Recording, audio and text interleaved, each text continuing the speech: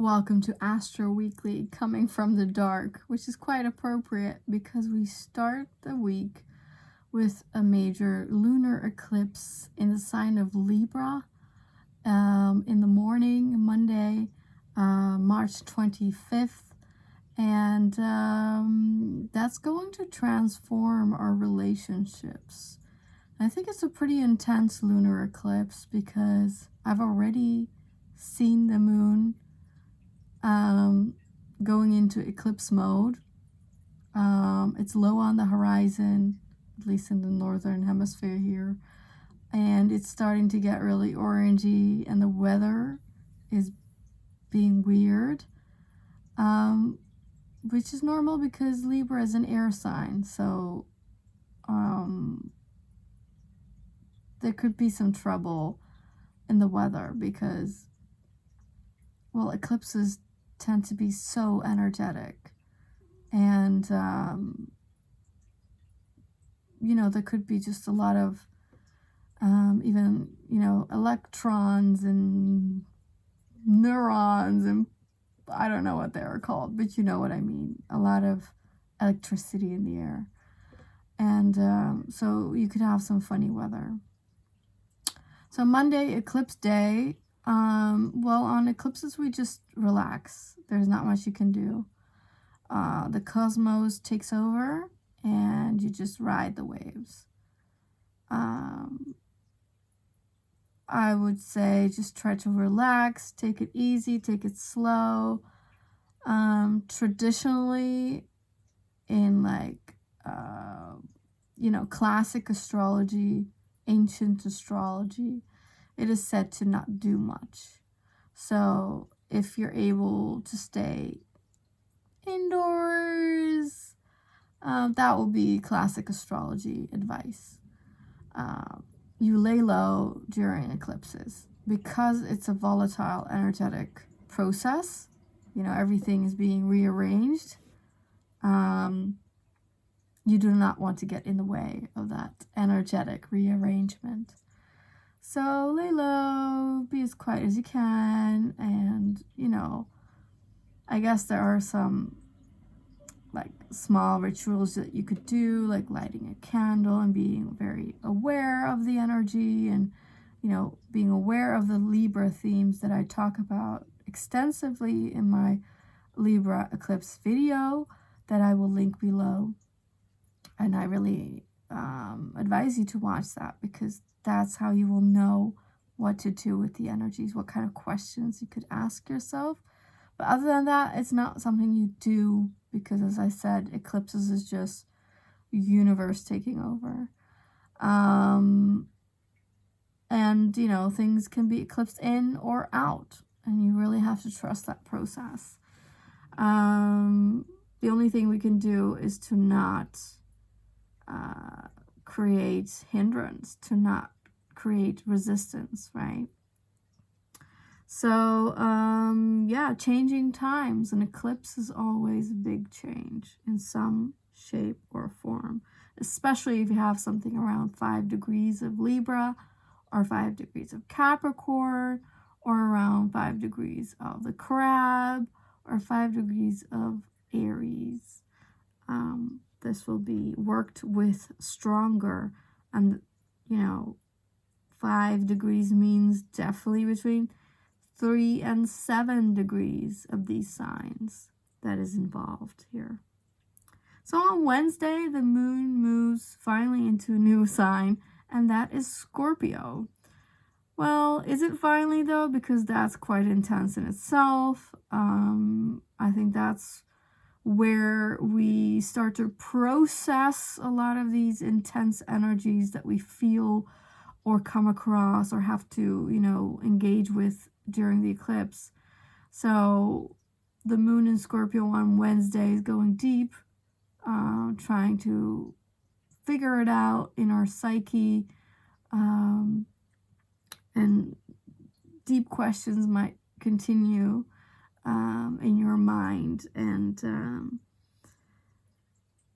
it is immediately squaring Pluto, its ruler, in Aquarius. So I think this is a difficulty adapting to the new intense energies, as I said. But it is trining the old ruler Mars in Pisces, so it's just that it's very emotional. And probably that's what's difficult with Pluto in Aquarius, because that's not very emotional. That's the opposite of it. It's cool and collected. So it's just a very, well, this is just the universe saying, go with the flow, let the emotions run through you, let them be energies in motion. Do not stop the motion of it. Do not resist, and let these changes be. And that could be anything. It could be energetic, could be emotional, could be physical, materialistic. But as I said, eclipses always have a tendency to shake things up. So then it's relatively quiet, because Monday the eclipse is intense enough, right? So by the end of the week, Saturday, the weekend, we find the moon in Sagittarius. So, you know, we are excited again, want to discover, want to learn more, want to maybe see something new, go on adventures. You feel more passionate, perhaps, again. But it is squaring with some energies, this moon. First, it's squaring with Mars on Saturday, then Sunday it's squaring Venus. And it's really about the tension between, you know, the moon in Sagittarius wants to go and do, but then Mars and Venus in Pisces, our masculine and feminine sides, are like, just want to chill. I want to do slow, surrender, or maybe undo, you know? So it's a bit of a challenge between the excitement that we feel, and then on the other hand, not really wanting to do anything. So great weekend vibes, actually, to just chill. And but you know, water and fire could be boiling energies in the weekend due to the moon. So be careful with that. Be careful of the hotness, literally, but also, you know, metaphorically, in the sense that you know, don't take on confrontations. Just mellow. On Sunday, Mercury is almost stationing, because the next day, April 1st, 2nd, Mercury is going to go retrograde. So this is the last week that Mercury, the planet of our mind, of our communications, of mobility,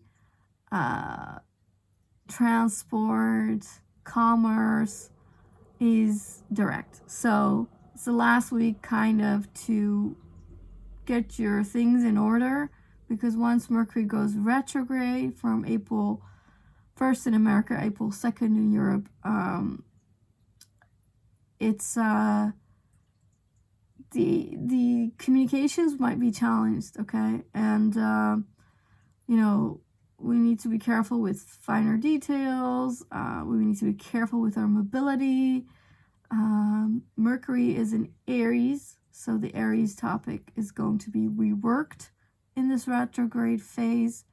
I will talk about that in the next Astro Weekly, what that means. But for now, on Sunday, last day of March 31st, it's going to square with Pluto more intensely. I mean, it's going into that square all week, but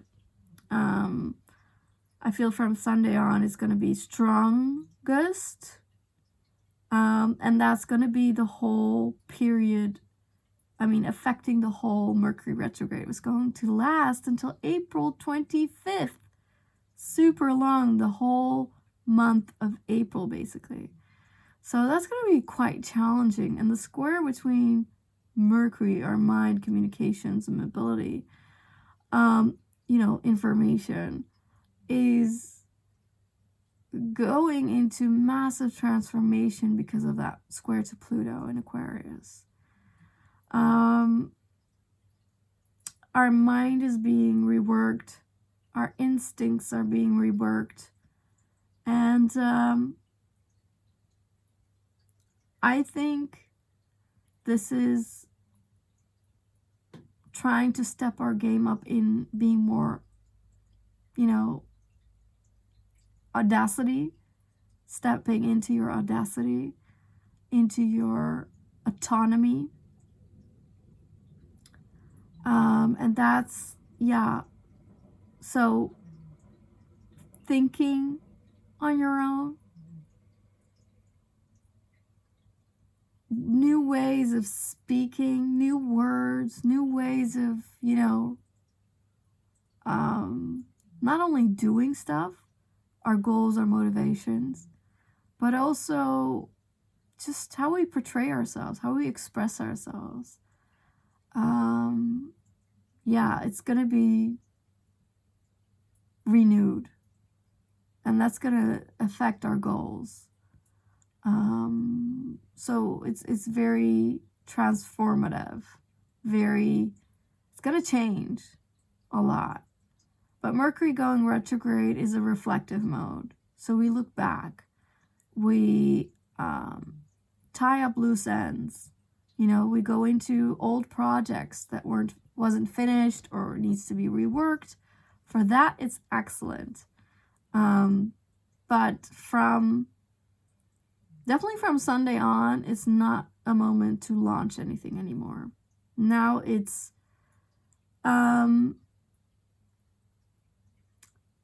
taking in this new energy, and probably is related to these eclipses because it falls right between these two eclipse windows, March 25th and April 8th.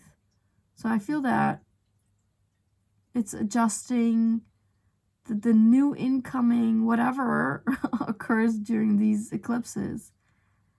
Our minds needs to be adjusted. But since it's in Aries, it's also our goals. It's also even our bodies. So this tells me, with Pluto being in Aquarius, these are new incoming frequencies, changing our bodies, changing our goals, changing the frequency.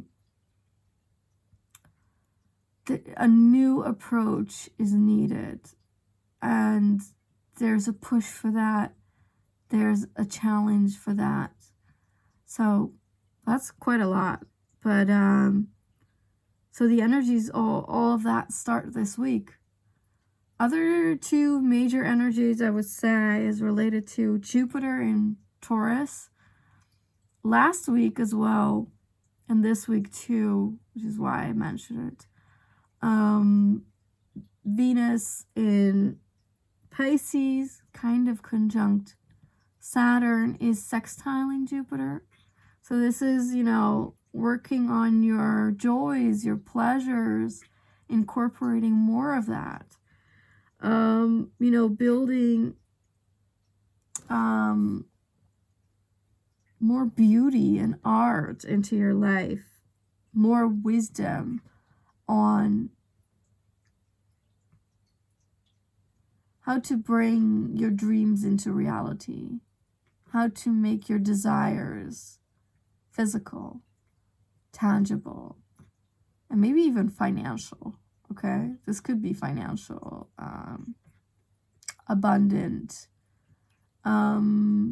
energies that you could work with, meaning this week could be good for manifestation rituals and stuff like that. So the same Jupiter is also trining Ceres. which actually is also a planet. I mean, dwarf. But she's not been acknowledged, of course. So maybe officially, I don't know. Maybe she's called an asteroid, but actually she's a planet. Anyway, Ceres, well, in a way, Mother Earth. She's about nature, fertility. She's about nurturing, taking care of yourself and others, how you need to be nurtured. And that's trining this Jupiter that's making our material life bigger. So